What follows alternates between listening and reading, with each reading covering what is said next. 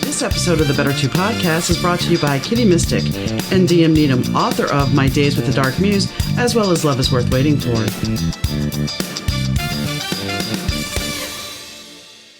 Hi, gang. Donna here. Thanks for tuning into the Better 2 podcast. Today's guest is Dan McCrory.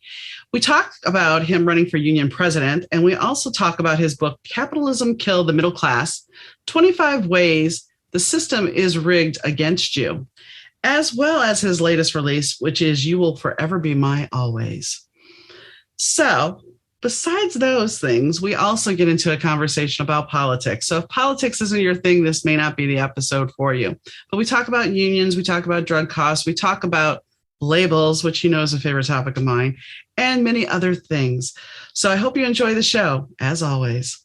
Hi, Dan. How are you doing today? I am fantastic. How about you, Donna? I'm doing good. I am doing very good. So you had a moment, and you don't shy away from politics, that you actually ran for union president. Yes. So how unnerving is it to run for union president? Well, at the time we were entering new territory with a company we didn't know a lot about, which was SBC, the one that came out of Texas. And they had left us alone for 5 years, but the hammer was about to come down.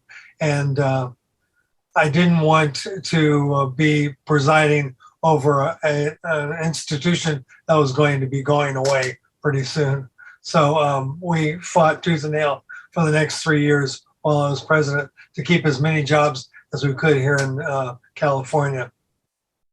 So, and I mean, you know, what's interesting about that is, let's go back from SBC. We have the Ma Bell, AT&T. Everybody was like, well, we can't break up, Southern Bell. We can't break up the bells. And then we had SBC, and then our Ameritech SBC.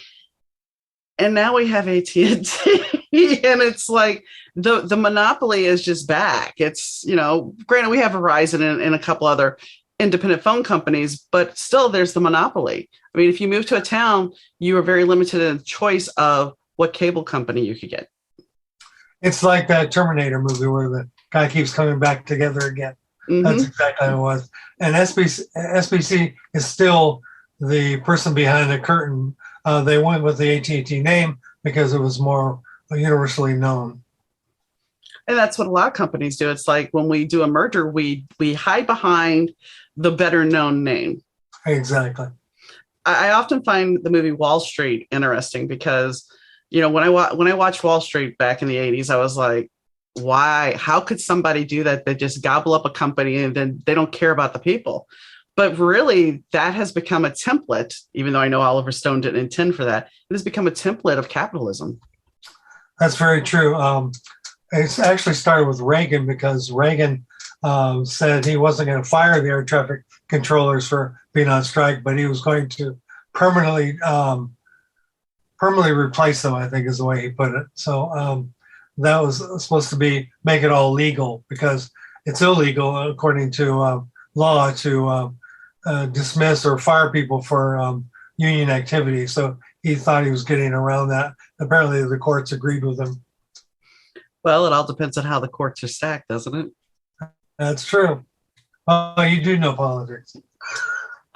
I had kind of I don't want to say come to Jesus moment, but when my husband had cardiac bypass surgery, I used to have to take him to this hospital, and I couldn't go in. It wasn't during COVID, but I couldn't go in, and I'd sit in the car, and unfortunately, I couldn't get a lot of radio stations. So the only station I could get was Progressive Talk. So I started listening to Tom Hartman and Ed Schultz, and I started listening and getting a bigger perspective of things. Very good. So, I mean, I don't regret it because it actually opened my eyes. And then we watched Jon Stewart and Colbert, which granted they're satirical, but sometimes there's actually truth and humor, as we know. Yeah. Oops. I had a lawyer friend tell me that because of reading my book, Capitalism Killed the Middle Class, up there, we go, that she actually became a progressive because she realized that the things I was bringing up in the book were true and pretty accurate about the way the cards are stacked against us. Well, and you can look at how, growing up for me, I entered the workforce in the 80s, the early 80s. And so I still had some of those companies that when I worked at the hotel, oh, for Thanksgiving, we'll give you a turkey, and for Christmas, we'll give you a ham. We'll give you these little perks. Yeah. And slowly but surely that went away. We didn't appreciate the employee. And now I think with COVID, we're starting to see that kind of turn around, that the employees are going, you know what? I don't need you. Exactly. I'm so glad to see that because as I've watched the millennials get older, I realize that they don't take unions for granted. They realize that they are usually the collective voice of workers, whether you like them or not. They hold that role, and they realize that in order to have some security in their lives and be able to buy a house and all those kinds of things, they need to think about things differently than baby boomers have. Because baby boomers are now saying, "Oh, you're lucky you have that. You're lucky to have this." And it's not like it used to be where you said, "Damn it, I should have that too because my next door neighbor got that." Yeah. I mean, that's a lot of the older generation's thought. It's like, well, you got to work hard, pull yourself up by the bootstraps. But if the opportunity is not there, and your college, I mean, I was one of the last generations where college was still affordable, and then all of a sudden now it's like, oh, you want to go to college? Okay, well, get your checkbook out and be willing to chain yourself to debt. Exactly. And it doesn't go away for the longest time. No. And then the real kicker is half the time, especially, I knew people that would go to college and they were working at Taco Bell, or I had people that were under me, even though I didn't finish college, they were under me with their college degree. I was making more than them. Yeah. The biggest example, and granted, the guy had not gotten his bar, he hadn't passed the bar yet.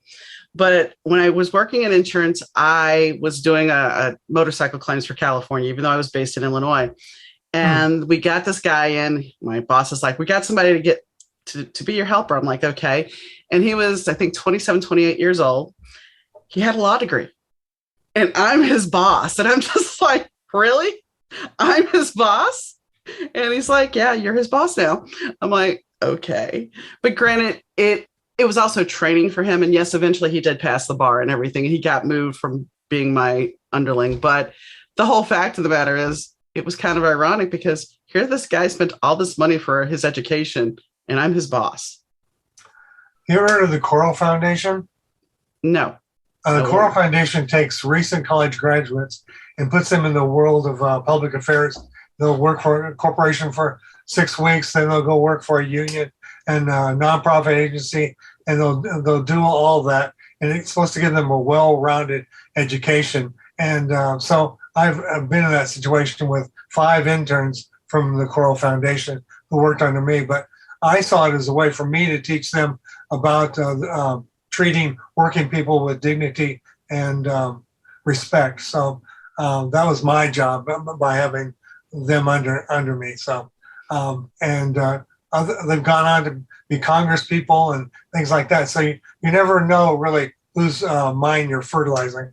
Right. And I mean, the one thing for me, I started out in mail file and worked my way up to, receptionist, to an adjuster, to a supervisor. And I knew what it was like for those people that were under me. And I think that's where we have the disconnect in our political system, is because we have people that are in power that either A, have never had a hard life or had a hard time in their life, and B, now that they are so far removed from it, they don't understand. Well, I also asked a couple of Republican Congress people when I was lobbying there on workers' issues why they were so anti-union.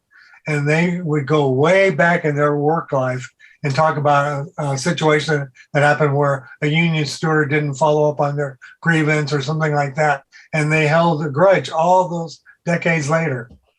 Wow. That's insane. It is. But I mean, when you hear things like they don't want to increase benefits because, well, then people aren't going to want to work because, they don't want to increase, we'll say, SNAP benefits, food stamps. We don't want to increase that because that doesn't give people the incentive to work. Well, here's the thing. If somebody's working two jobs and they have kids, and granted, I know there's deductions they can take for children, that's still who's raising the kids? If the person is working constantly and they can't afford food, what's really going on in that house? And, I had a situation where I had posted a meme on Facebook about gardening, that gardening should be taught in the schools. And my uncle's like, no, that's the parents' job. And I'm thinking, parents don't have the time for that anymore. Exactly. Of course, my uncle's in his 70s, and no offense to anybody that is that age, but it's once again looking at it as this is what we used to be able to do. But our society doesn't operate that way anymore. Out here in California, there's always complaints about, well, why don't they learn English, the people from Mexico? And if they're working two jobs, they don't have time to go to school. No. And I mean, they're working hard. And that's the thing. I don't think people, I was talking to somebody yesterday about this, the fact that we were all taught that you should be going to college. College is where it's at. Don't go into manufacturing. Don't go into trade school. You need a college education if you want to make something of yourself. Yeah. Okay. And as we said, chain yourself to debt, and you're not going to use your degree possibly. So then what do you have? You have a piece of paper. And I think college is great if you want to go to college, but there shouldn't be any disparaging remarks if you want to be a janitor. Well, before I went to college, I used to say, I don't need college. I'm a graduate of the School of Hard Knocks. And I realized how tired and ugly that sounded when I finally went to college. Mm-hmm. My company finally offered tuition aid, so I jumped at the chance to get my degree that said I was a journalist. And the funny thing is, I was already doing the work out in the field. So I didn't need that piece of paper, but I felt like it somehow substantiated me. Validated. Right. It validated you. It gave you the validation that it finally made people look at you that you have that title now. Exactly. And that's the weird thing about our society, is that we have these labels and titles. And the truth of the matter is we identify so hard that when we lose those titles, we're left going, well, who am I now? Exactly. And the same thing happens when you retired. I retired 10 years ago. And for the longest time, I felt like, where's the structure of my life now? And who am I? Because because one of the first questions when you meet somebody at a party is, so what do you do? Mm-hmm. And that supposedly is who you are.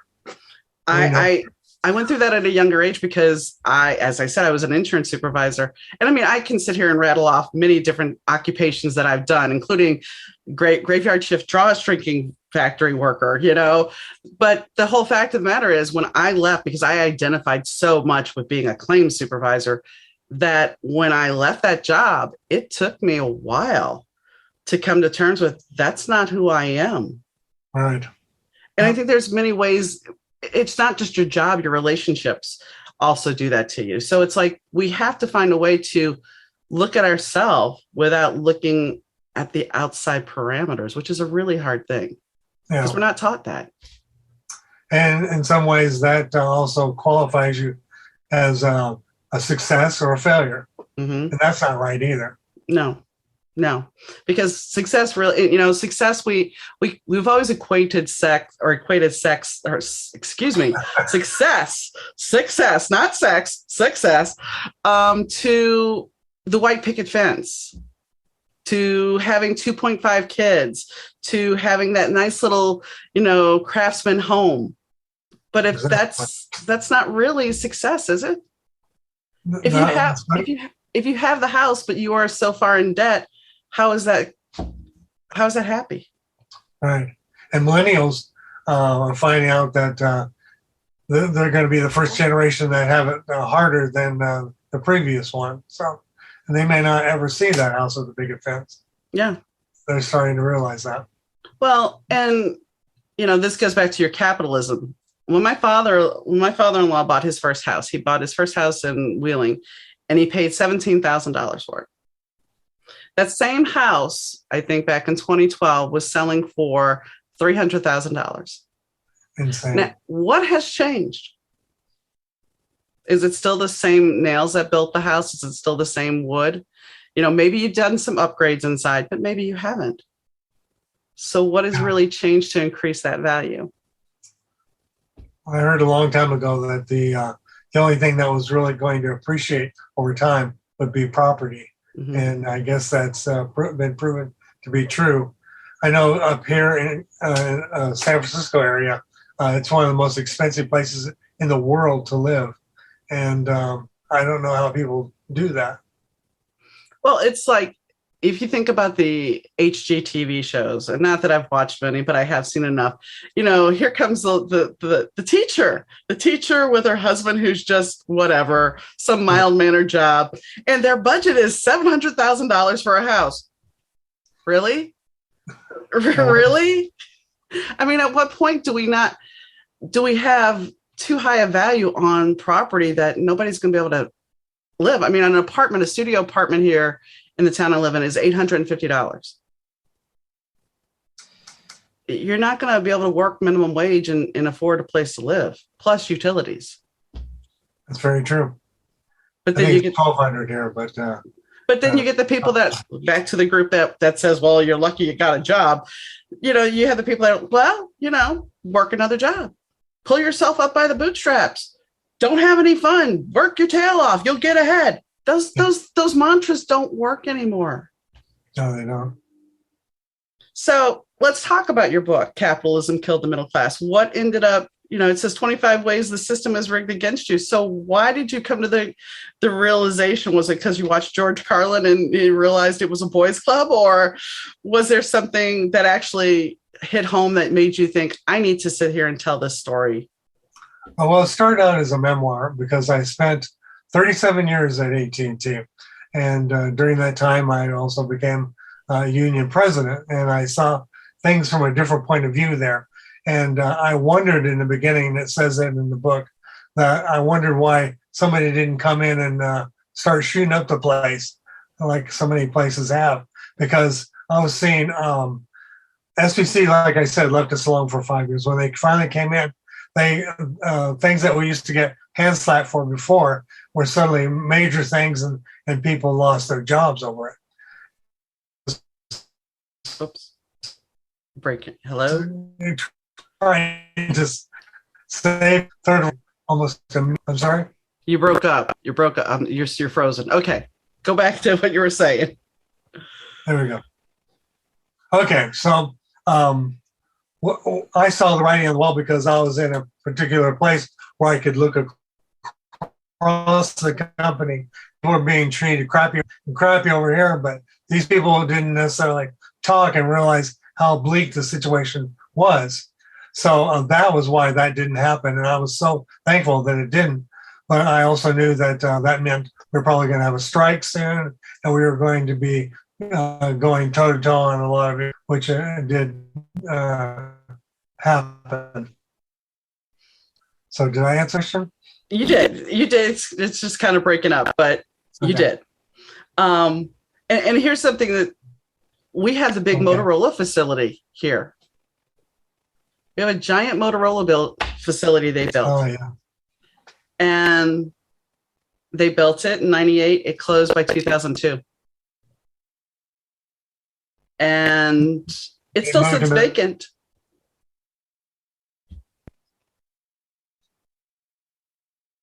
Are you still there? I'm still here. Okay. It sits vacant still. And we have investors. One investor bought it, let it go to pot. Second investor bought it. Oh, wait, he's in jail in Canada for some Ponzi scheme he was running. Oh, now somebody else has bought it. Meanwhile, the power has been shut off for years, and it's really turned to pot. So what's going to happen with it? Who knows? Let's talk about AT&T again. They recently, well, not recently, it's a couple of years now, they bought Warner Brothers, and they brought in their own administrative people. And they're from the telecom industry. They know nothing about making movies. And so now all these people have lost their jobs at Warner Brothers because they don't know what they're doing. So unfortunately, we're seeing a lot of that. Mm-hmm. Oh, it happened. The last insurance company I worked at, they decided that they were going to expand, and they were going to expand big. So they went They went from Pennsylvania to expanding to Chicago to getting an office in Arizona. And they started writing high risk policies, which, and then they wrote a hurricane policy for Hawaii. And it's like, granted, you don't hear a lot about hurricanes out there, but still, and you're writing high risk drivers, and they were writing trucking claims. So it's like, you're putting so much out there that the risk is going to kill the company. The company ended up closing, I think, a year and a half after I left. And all the people that didn't make those decisions were the ones that suffered. Yeah. I mean, I understand the high risk pool needs to be, if they're going to drive, they need that risk. But when you decide, let's just make our book of business, that you're not looking, and that's the problem. We have actuaries that look at numbers, but they don't look at real world things. They look at data, and that's fine. Data sometimes will give you all the answers, but then there's times that data won't. Exactly. You're losing human element when you're not talking about, when you're looking at data and not looking at what's going on. It's like they put a computer program together about left turn accidents when I worked at another insurance company. And when you were doing a recorded interview, you were supposed to click off the boxes. Started clicking off the boxes, but I had a couple of left turns that the scenario was not in the computer. And they were taking the liability decision away from the adjuster. So it's like, well, but your system's flawed. And I think that's, here. How long ago did you write your book about capitalism? It was published in 2019. Okay. So not that long ago. So how do you think automation is going to affect capitalism? Well, it's actually in the book. I definitely address artificial intelligence and technology. What was interesting is while I was writing the book, I found something on Facebook. This guy was advertising that he had AI for writers. And we writers had always laughed that there was no way they were going to be able to do the creative element that we put in our stuff. But they had come up with this thing, and it made it very scary. And he says, it's not supposed to be scary. It's supposed to help you. How is it not? I mean, it's like you just want to look at somebody and go, hi, did you watch the Terminator movies at all? Did you? Did you? Not saying that that's not, but I mean, when you look at certain things, back to Wall Street played out in reality. Yeah. How can tech not play out in reality? How do you know that AI is not going to evolve way faster than humanity? Well, we also need to have basic, basic income? Yes. Universal basic income. And if you've got at least a floor under you, you can worry about going for better things or better jobs and still know you have some stability there. And so I think that's a really important consideration as we move forward into this big, scary world of technology. Some of it will actually help us, but there's a lot that's going to get rid of a lot of jobs. I mean, truck drivers and people like that. Uber actually has stated that they're looking forward to driverless cars. They won't be paying anybody then. Well, Taco Bell has a design that they want to do, drive through without humans. Basically, you put your order in and it'll drop down a chute and everything's there for you. Yeah, but my wife and I were in Amsterdam and we went into a McDonald's just because you get to a point when you're in traveling that you want something from home. Yeah. And so we went into this McDonald's and everything was automated except where you actually pick up your food from somebody because they make sure your order's right. But everything else is automated, and it was a 1984 experience. Well, and that's what I talked to somebody because that was my very first job was working at McDonald's, and you didn't take credit cards, you had to do everything still, and now it's like, well, the worst shift you never wanted to have was the 3-hour fry shift at lunch because you were going to get burned. You were going to get burned by a basket or grease. Somehow you were going to get a burn.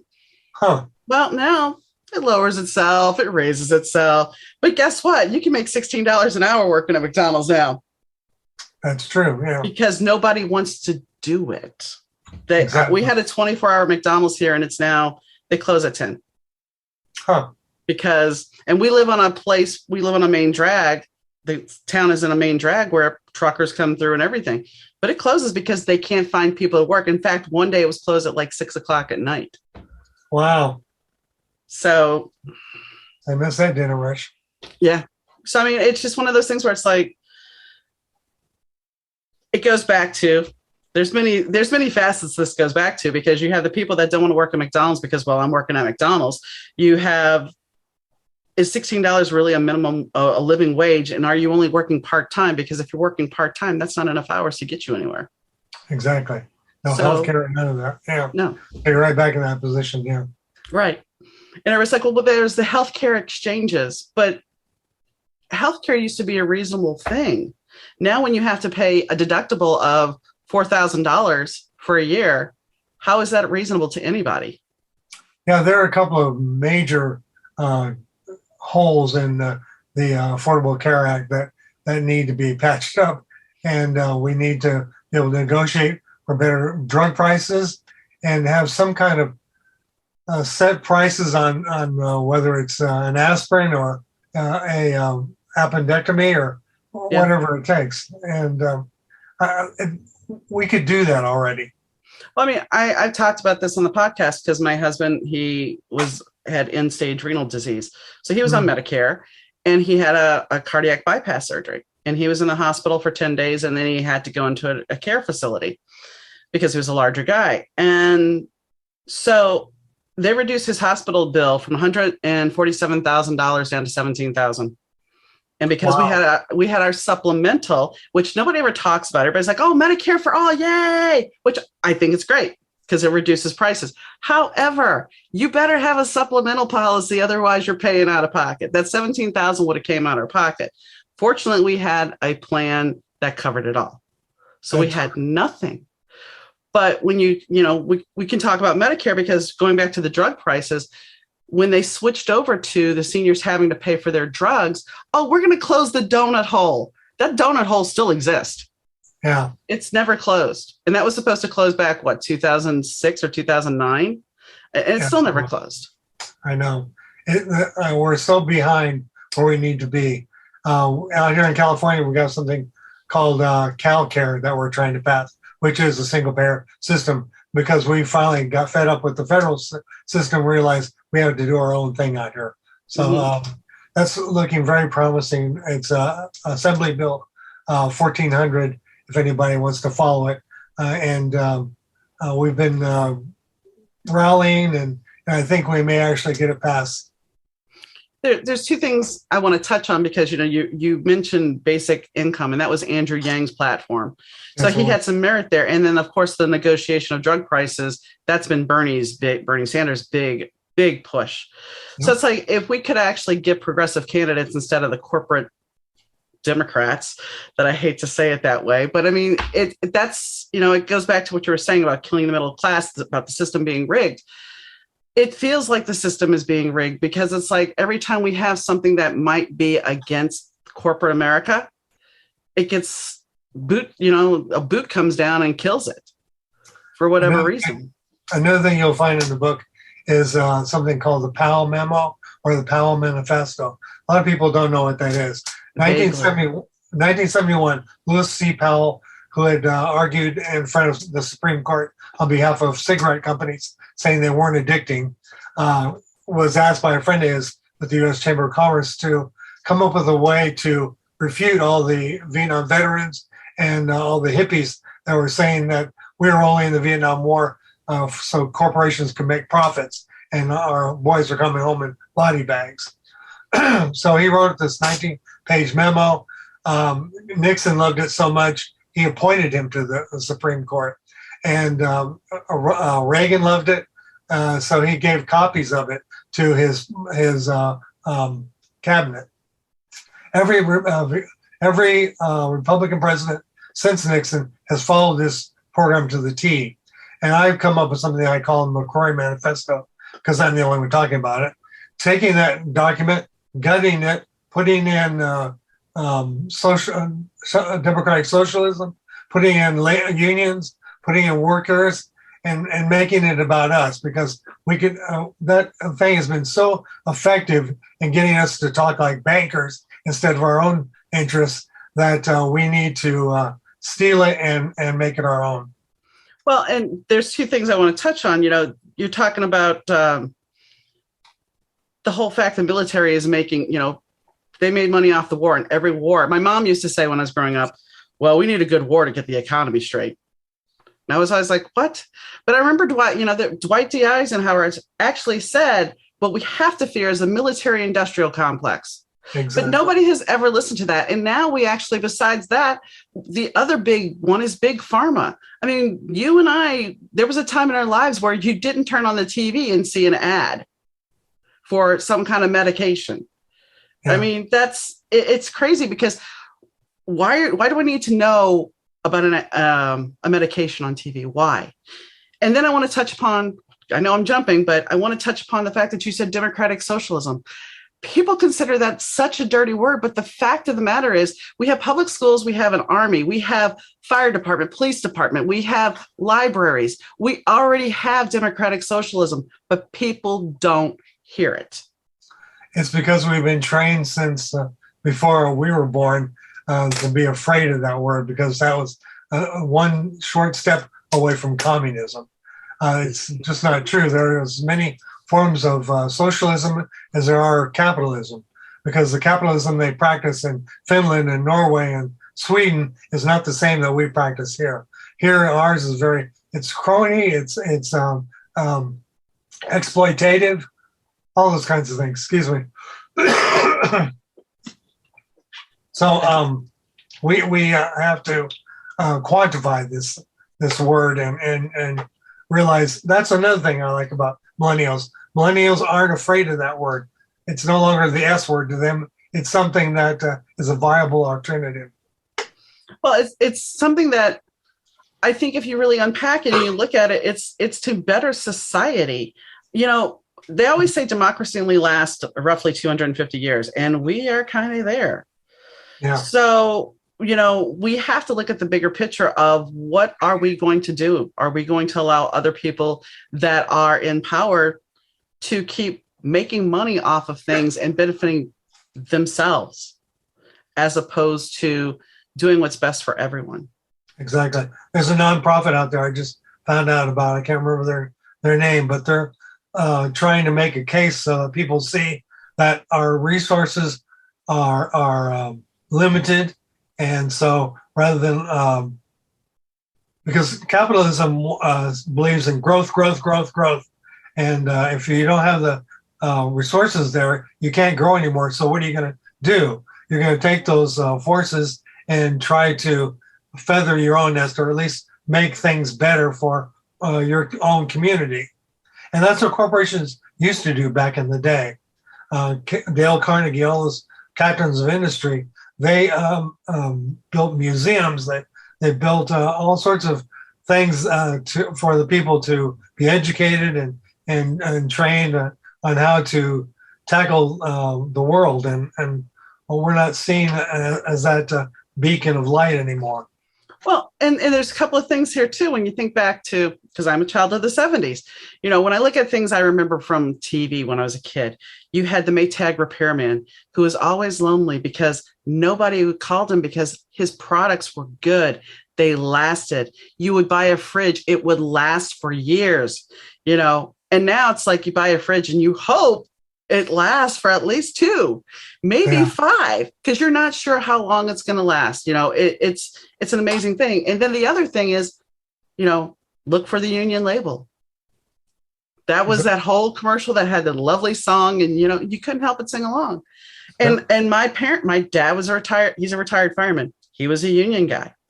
He had some problems with his union, but ultimately he knows that the union got him someplace. Yeah. I personally am working on changing unions, making it more about change from the bottom up, because I think part of the problem has been this perception of the union boss in a back room with a big fat cigar, not caring whether he bankrupts a company or actually bargains a good contract. And that's part of that is like every other stereotype, partly a negative truth buried by a whole lot of BS. So we have to. I wrote an article recently about. I said we're looking for young labor leaders because those people haven't learned what they can't do yet. They just know what they want to do, and hopefully we can make it so they can do it. Well, don't we have that a little bit in politics too? Don't we need some younger blood in there? I mean, come on. I mean, AOC, yeah.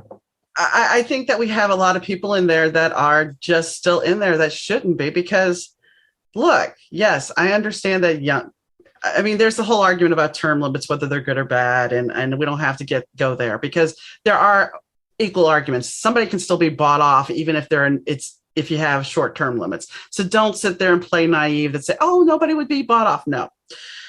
But I think at a certain point, if we keep voting just because of name recognition and they're not doing anything for their people, but they keep becoming a millionaire, then we have a problem. Yeah. Well, I personally am not. I'm going to go there, even though you didn't want to. Okay. No, that's fine. You can. I just didn't. I was just saying. I'm not for term limits. What I'm for is longer limits, because what happens is they're elected for like 2 years, and they go in and first thing they have to do is start raising money for the next election. Right. Yeah, if you made it a 4-year term, then they would have time to actually get some things done before they had to start the whole money machine again. And bonus, you're cutting down on the elections. If you cut down on the election cycle, you would, if the Senate and the Congress people had the same election cycle, we wouldn't be paying for the extra elections. So I'm not going to disagree. And the fact that you have to dial for dollars and you spend so much time dialing for dollars that you can't read the bill that's being presented in front of you and you just vote on it, then who's really driving the bus here? Are we having groups like ALEC create bills? That these think tanks, and I know Democrats have them as well. Yep. Who's really running the country? Right. Now we have the Progressive Policy Institute and the Economic Policy Institute on the left side. You raised a good point there. Another thing that I was looking at is something called instant runoff voting.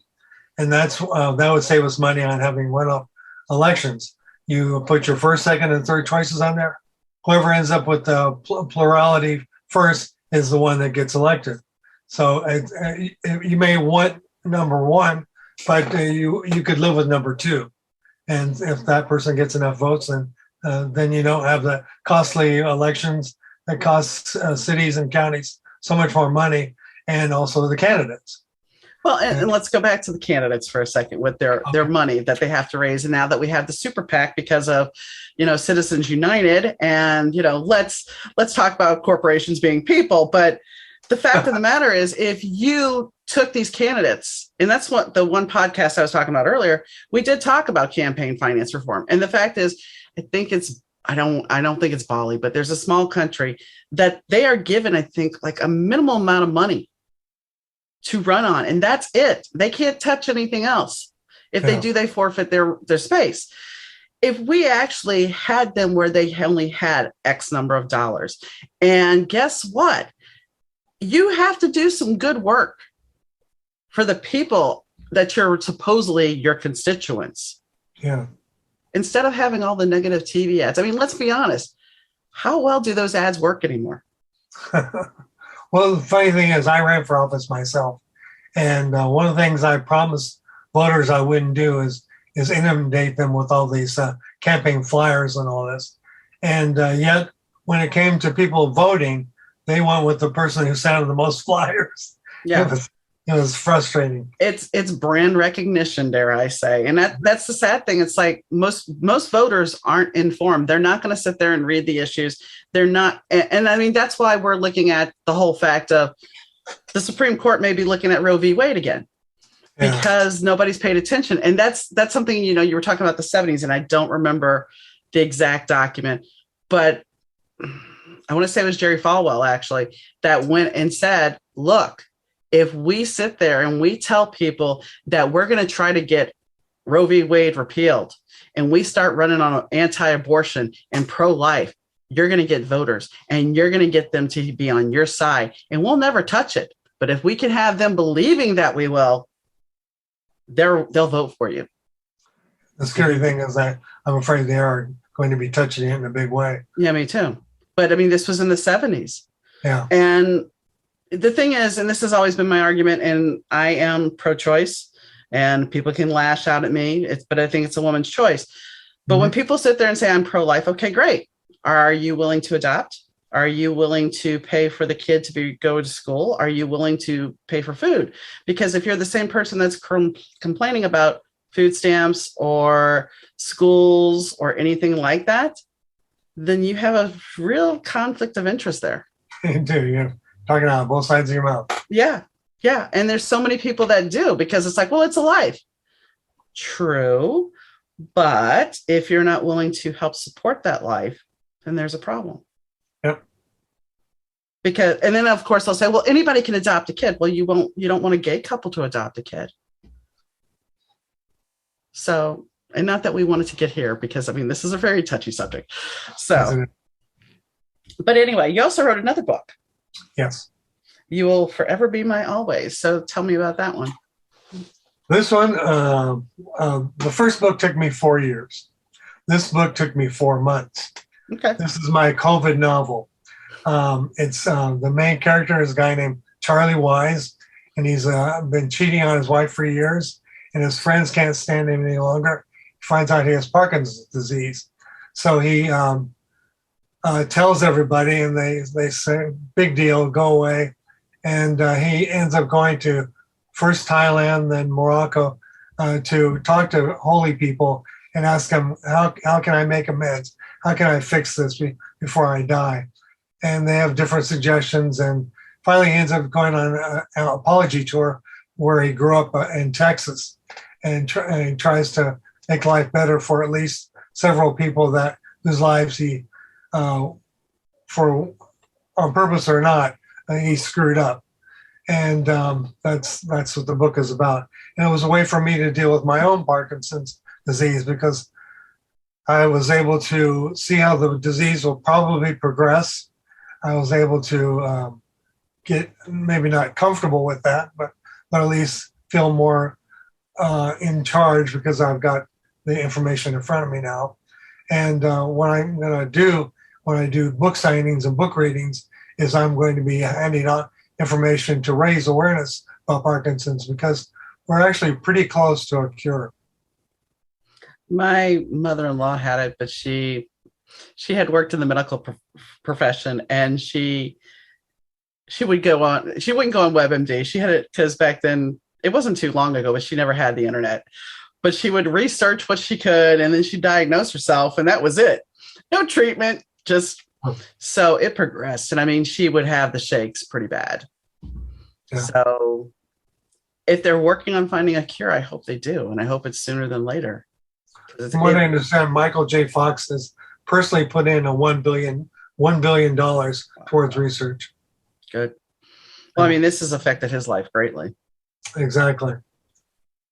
So how did you, if you don't mind me asking, how did you find out that you had it? I mean, was it something that slowly progressed and you were like, well, wait a second, this isn't right? Or was it something that just came on? It was very much like the guy discovers it in himself in the book. You look down and you see your thumb twitching, and if you concentrate, it stops. But if you're not concentrating, it starts up again. And so I said, well, what is this? So I looked it up, and just like in the book, found that these medical sites said that it might be Parkinson's. So I was talking to a friend of mine who's a chiropractor, and he said, have it checked out. And I said, so I did. I went to my doctor. My doctor says, no, you don't have it. And so I went back to my friend, and he said, ask for a second opinion. So I went in there and asked for a second opinion. Got another doctor, another general practitioner. And he says, no, you don't have it. And I went back to my chiropractor friend. He says, no, ask for a neurologist. So I said, okay. So I went back, asked for a neurologist. Within 10 minutes of seeing me, she said, you have Parkinson's. This is another thing we have to look at with the medical field, is because we've created this drive-through mentality for doctors for the most part. Not all doctors. I have a very good doctor, and she takes a lot of time with me to talk to me when I need it. But I had an undiagnosed thyroid condition. And the only reason I found out is because I went to an acupuncturist after a car accident. Wow. And she's like, we need your full blood panel. So we ran it. And I bring it to my primary care doctor. This was my old one. And he looks at it and he goes, where'd you get this? Not that you have this diagnosis of what she said. No, where'd you get this? I'm sorry. Does this offend you that somebody actually took the time to figure out what was wrong? Yeah. So, go ahead. No, well, that is a problem with the whole system. I love Kaiser. They saved my life with a cancerous polyp they found. But I went to a therapist about something else. About how I was dealing with my disease. I saw her a few times and she said, well, I can't keep seeing you like this. We have to come up with a medical reason for you to continue. And I said, what does that mean? And I said, does that mean some kind of pill? And she said, yeah, basically. And I said, I'm out of here. And I left. Wow. Because they want the quick fix. Yeah. Well, that's the way it is. I mean, we want you, it goes back to Big Pharma. Big Pharma's making that money. I remember going to a cardiologist and my cholesterol was 1 point high. And he's like, well, we might have to put you on a statin. I'm like, for 1 point? Really? My cholesterol is typically low, so I didn't do it. I ended up finding a different cardiologist. But they're so quick to put you on a medication that necessarily won't work. Right. And I'm not saying medicine's bad. I'm not. It's a lifesaver in certain cases. But for me, I had other health conditions, but the doctors weren't willing to look. And they're like, oh, you have fibro. Okay. Are you going to take into consideration why I might have pain other than fibro, which is really why I have pain? But no, we're going to give you this because guess what? I can give you a pill. Exactly. So, yeah, I understand. So I take it, this is something that, how long have you had it? I think I'm pretty sure I was diagnosed in 2013. So it's been a while. And other than the twitch here in my chin, you can't really tell I have it. And most times I keep those under control too. And doing things like this is traumatic for somebody like me because I'm worried I'm going to start, flailing or something. And I don't want to get to that point. And I probably won't do these anymore if I get to that point. I understand. I mean, it's something that you have to be conscious about. And I appreciate you doing this with me because, I mean, it is something you still have a message to share and something that is important to talk about, because not only do we talk about politics, we've also talked about something that there's a lot of people going through Parkinson's that maybe don't really realize it. Yeah, in fact, it's supposed to reach epidemic proportions in the next 10 years. Wow. If they don't get the cure. Wow. But then, here's the thing. Is Big Pharma going to try to kibosh the cure? Well, they're definitely trying to make a hell of a lot of money off it before it ever happens, if it ever happens. Yeah. And that's the thing. It's like, it goes back to what you're saying about the system being rigged. It's like, when do we take money out of humanity? And I'm not saying no money, but when does humanity matter more? Somebody told me recently that Dasani and Aquafina are not selling water. They're selling plastic bottles. Wow. Because the water is ours. Mm-hmm. Yeah, that's true. That's true.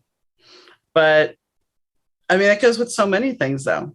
Yes. So many things. And it's becoming more and more that way, too. Mm-hmm. Well, I mean, here's something. Illinois, they decided last year to create a bill that was all about our license plate registration. Mm-hmm. And because they were losing some gasoline tax on electric vehicles, well, in order to do that, we're going to raise up the fee to $1,000. Wow. So, our fee normally is $170 for our plates. But now if you have an electric vehicle, it's $1,000. So if you were young and you wanted to be energy conscious, You just got screwed. Here in Los Angeles, the Department of Water and Power has made a big deal out of getting people on solar, but now they're crying because they're not making as much money off of the grid, so they've raised our rates. Well, I was reading an article today that they're talking about putting the townships now and the cities are talking about raising a 3-cent gas tax, even though they're getting gas tax from the state, that they're going to put it on municipalities now. I'm like, we're already paying high price for gas. Exactly. And I don't want to turn this into a gripe fest about taxes, because taxes do help. I'm not going to say they don't, right. But we do have to look at different structures. We really do. Plus, instead of building another bomber, we should be using some of that money for kids who've lost their parents, or so many other issues that are really important to the American people. Yeah, I mean, how much? And we don't need to militarize the police. Very true. That's why does the local police force need a tank? That's you're talking about Project 1033. Mm-hmm. Yeah, you're well read, I must say.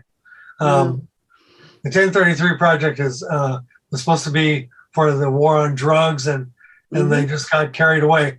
LA County Sheriff's Department recently bought 50 pairs of snowshoes. We hardly ever get any snow. That would be like New Orleans buying snowshoes. LA Unified School District bought 61 A14s, Aero 14s, an MRAP vehicle, which is anti-mines, and 3 grenade launchers. No training, because training doesn't come with the purchase. And I don't know what they're planning on doing with this stuff. It baffles the mind. And how do we sit there and go, okay, that's fine? Why do we allow it? I mean, there's got to be a certain point when we start questioning what we're doing. And I mean, I'm not saying let's rise up. I'm not saying that. All I'm asking for is let's have some critical thinking going, why does the police force need in Los Angeles snowshoes? Something simple like that. It's not asking for a lot. It's just asking a simple question of why. Yeah. It comes down to accountability. And nobody wants to be accountable for anything. No. And I mean, it's more than why ask, why bud dry. I mean, you have to have a bigger understanding of, what are we doing? They just built a new jail, because the jail that we had in town, which is a small town, and they couldn't even keep people in it because, it was leaking. The roof was leaking because the building was from the 1920s. Get this. No, this will tell you how small my town is. They raised our water bill because they needed to pay for a sewage treatment plant, because apparently our sewage treatment plant is outdated by like 25 years. Wow. So Motorola, that goes back to that Motorola. When Motorola came in, they made all these promises about paying for taxes and building up the town and blah, blah, blah. And then boom. Walmart effect. Well, and that's another thing. We had a Walmart at one place. They moved to another location in town. And I think they talked about pulling out, but we still have Walmart. But the grocery store we had in town is long gone. Yeah. That's what happens when Walmart comes in. They wipe out all small mom and pop businesses, and then they don't understand where all the customers went, because nobody can afford to shop even there anymore. So then they pull up stakes and leave. And I mean, Walmart, I can't tell you how many times they've remodeled this store. And I've only been here since 2012. I think they've done it at least 4 times, but yet they've never fixed the leaks in the roof. Really? So, you mentioned in your write-up about the Green New Deal and Black Lives Matter and the criminal injustice system. Do you think that in our lifetime that we're going to see these major reforms for the criminal justice system? I mean, are they really going to happen, or do we have too many people that have infiltrated the justice system that are going to keep this at status quo? One of the major changes that seems like a small change that happened here in California was getting rid of bail. So the bail bondsmen are really upset now because they can't. It depends on, the judge has a discrepancy of saying bail or no bail. And in a lot of cases where poor people had to stay in jail because they couldn't come up with a bail. They're now being released on their own recognizance because they're not a flight risk. They're not going anywhere. This is their home. And so I see that as a promising sign that seems to be headed your way too, by the way. So a lot of groups are working on those kinds of issues. So if we can take care of that, it won't be only poor people in jail. Well, and that's the thing. There's two justice systems. It's like if you know somebody or you have financial means or power, you don't get the same sentence. And I mean, how many times have we seen the young white boy get off where doing the same crime, the black guy, I mean, and the shooting in Wisconsin is a lovely, lovely, lovely little tale. And yes, I'm in Illinois. So, his mom drove him across state lines. She should have been held accountable. She drove him with a gun across state lines. Well, he wasn't going to visit friends. He wasn't going to go play video games. What the hell was he doing? Right. Yeah, I don't understand why he's now a big hero. He's a big hero because people sometimes feel that that he stood up for his rights. No. And here's the thing. One thing we have not touched upon, and yes, this is kind of considered media as well, is that the media now, because we took out the Fair Doctrine Act, which you know about, we took that out. So now news became infotainment. So therefore, I can spin a story. I can create a narrative, i.e. Wag the Dog, the movie. I can create a narrative for you to believe and gin you up so much that you're not even going to listen to anything else. That's true. And part of that is because of the consolidation of the media. It used to be that 50 corporations all owned 90% of the media in this country. Then it became 25. And just a few years after that, it was 6 corporations. Now it's down to 5. And those 5 corporations control what we read, whether it's books, newspapers, what we see on our TVs, and what we hear on our radios. They determine, and sometimes it's a corporate decision why they're not going to air a particular segment. I've heard from a friend in Morocco that they were building 2 U.S. military bases in Morocco. We haven't had a military base there since 1963. And I looked on the internet, I was trying to find something that said that we were doing that. And I finally found this obscure military magazine that mentioned that they were doing that. What they're doing is they're getting rid of the one in Spain and building 2 in Morocco. The whole reason of having bases in that area is because they don't have to refuel before they head out for the Mideast. But see, they don't want you to know. There's certain things that we're not supposed to know. And it's like, are we living in Oz? The man behind the curtain? I mean, and that's the thing. It's like, at what point is people will complain about the president, but at what point is the president just a mere figurehead? Right. And if we go back to Reagan, how many times was Reagan told to sign something and he didn't even know what he was signing? Yeah. And this is kind of why I say that maybe we need younger blood in politics. Nothing against people that are older, because they are wiser. They have more life experience, but they can also be more jaded. Then you got people like Bernie. Bernie, I mean, his heart is right there on his sleeve. I'm a Bernie girl. I voted for Bernie. I'm a Bernie girl. So yeah, he's amazing. In fact, I gave his book, my book, to his wife. Nice. Yeah. I mean, and the thing about him is he does wear his heart on his sleeve, and he does try to live like a common man. But the powers of being aren't going to let somebody like that in there. For one thing, we've got people in the Democratic Party who are complaining constantly about the fact that they don't want an socialist as president. So people within the party that he's running in aren't going to back him. Then it's a fait accompli. He's not going to be able to be our president. And that's too bad. I guess we have to wait for AOC. I hope so, but I've heard rumors, and I hope that we're not setting up for 2024 to be a rematch between Hillary and Trump. Yeah, that's kind of scary. I actually have heard rumors that Michelle Obama is going to run. See, I wouldn't mind. I wouldn't mind. I mean, I think that I think we need younger blood in. I do, but I think we need to really reform the system that we have in place because it's not working. It's not equal representation for everybody. Yeah, here in California, we've got two factions. We've got the moderate Democrats who think that it's okay to take money from big pharma and tobacco and all those other folks. And then we've got the progressives, of which I'm part of, that say, no, you've got somewhere along the line, you have to stick to the things that you believe in. You have to have principles, you have to have integrity. And you can't do that if you're taking money from this group over here, this shady group.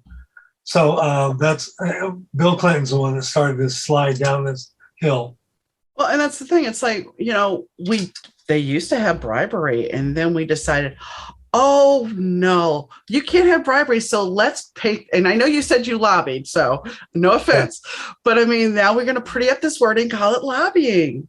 Yeah. But it's the same thing in certain aspects. I wasn't a paid lobbyist. There's a difference there. Yeah.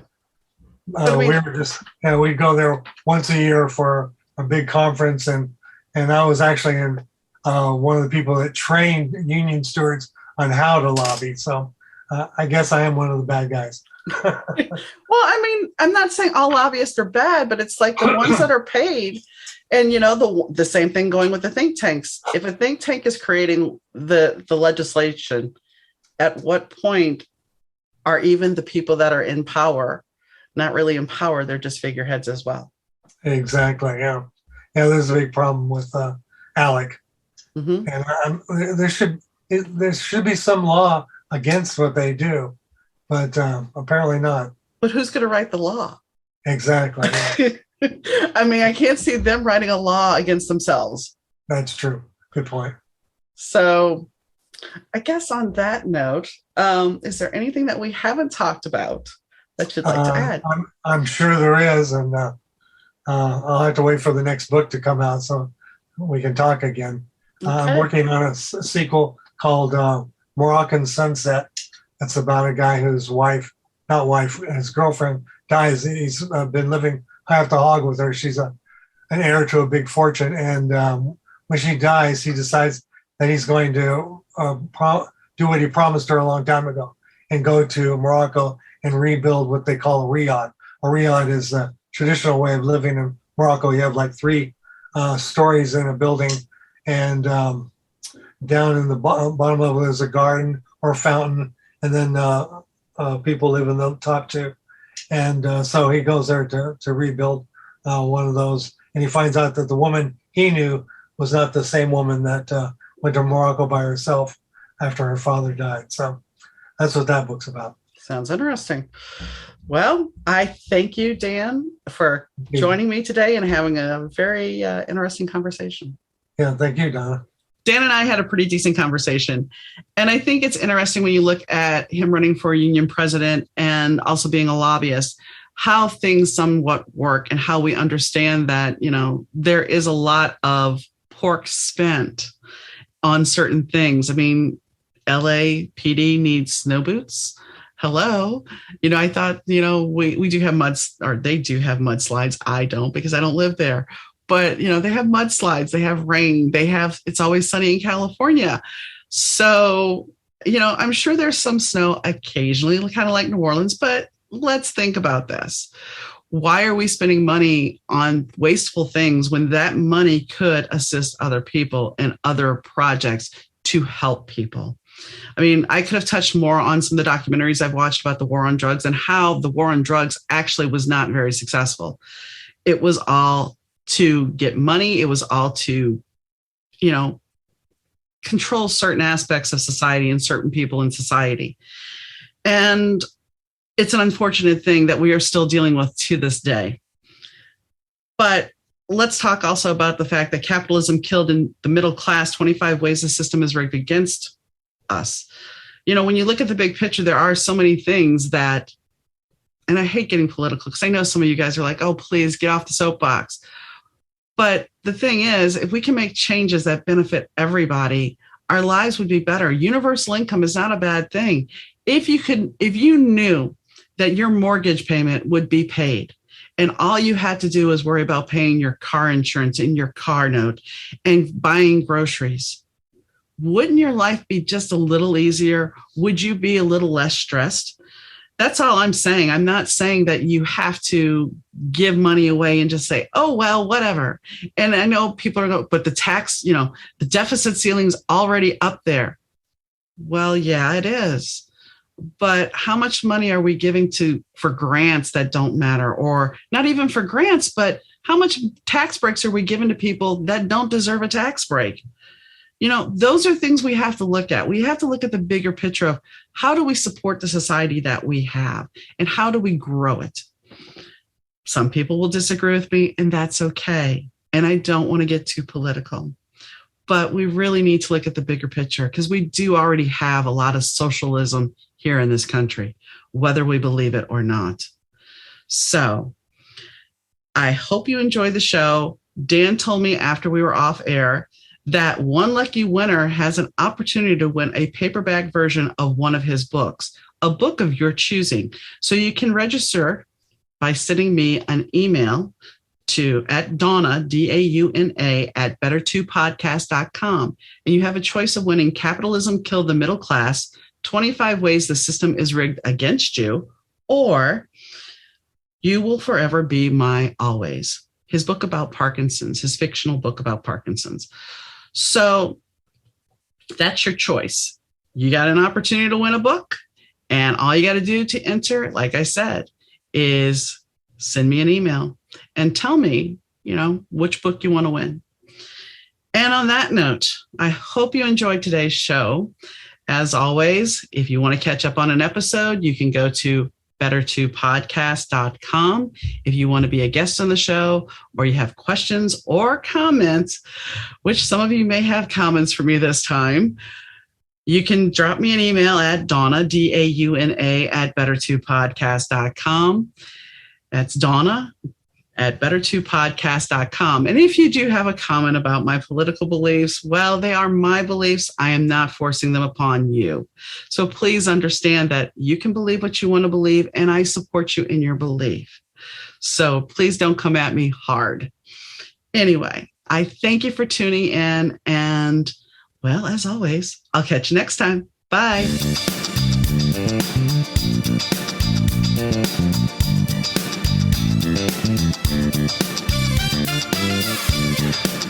The Better 2 podcast is mixed, edited, and produced by Rich Zai of Third Ear Audio Productions.